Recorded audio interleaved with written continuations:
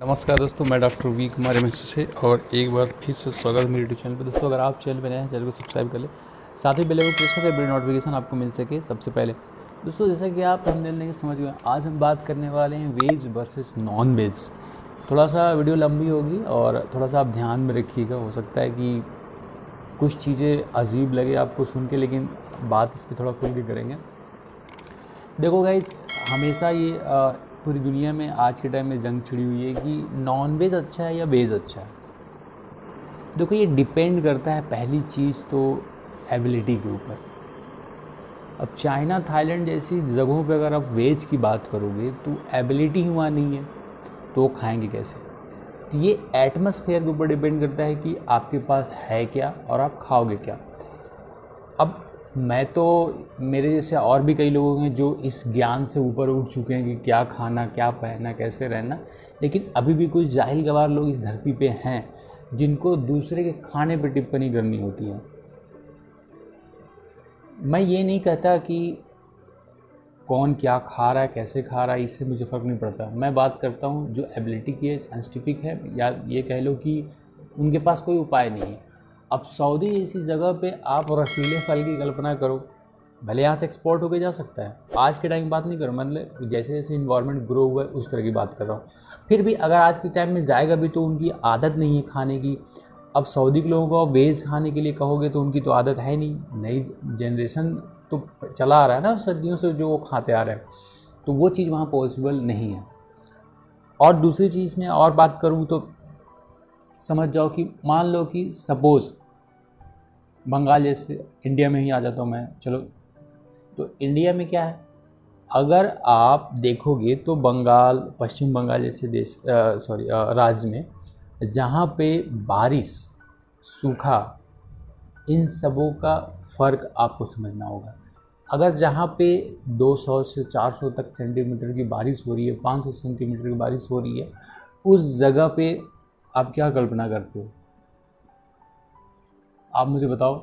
जहाँ पे पानी है तो वहाँ मछली है, मछली है तो वहाँ मछली लोग खाएंगे ही।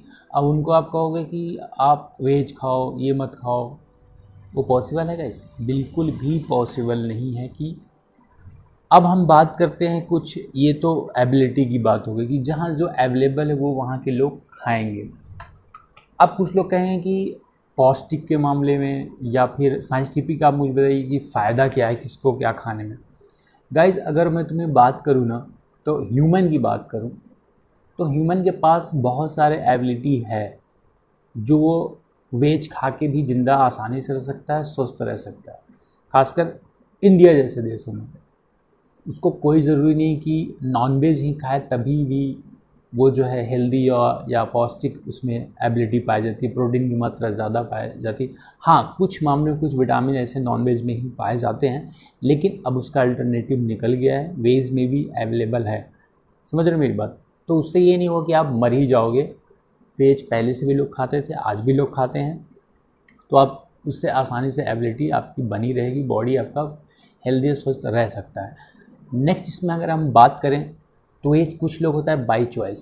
अब कुछ लोगों को अपनी चॉइस ही है कि वेज ही नहीं खाना है मुझे, और कुछ लोगों को चॉइस है कि मुझे नॉन वेज ही खाना है मुझे, तो उसमें आप कुछ नहीं कर सकते। वही बात हो गई कि शेर को घास तो खिला नहीं सकते आप, हाँ, गाय को मांस तो खिला नहीं सकते आप।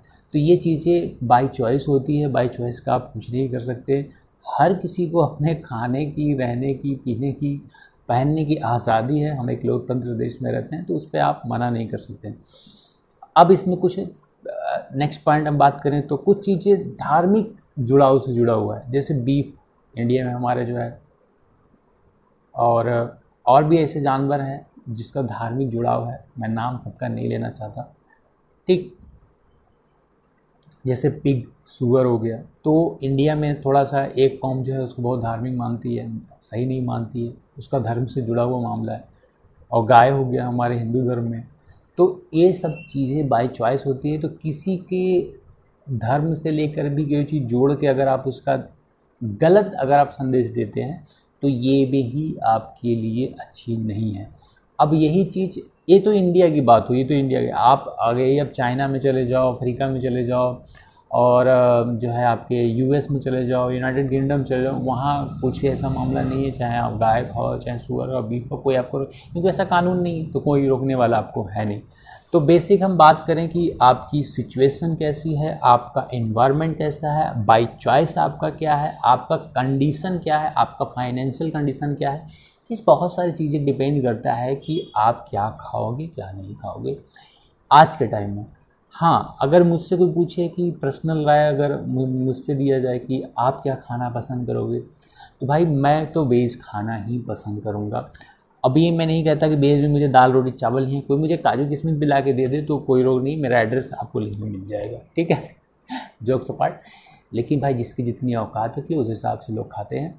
तो आई होप कि वेज और नॉन वेज के इस बार में आपको समझ में आ गया होगा कि इस जंग में कौन जीत रहा है कौन हार रहा होगा।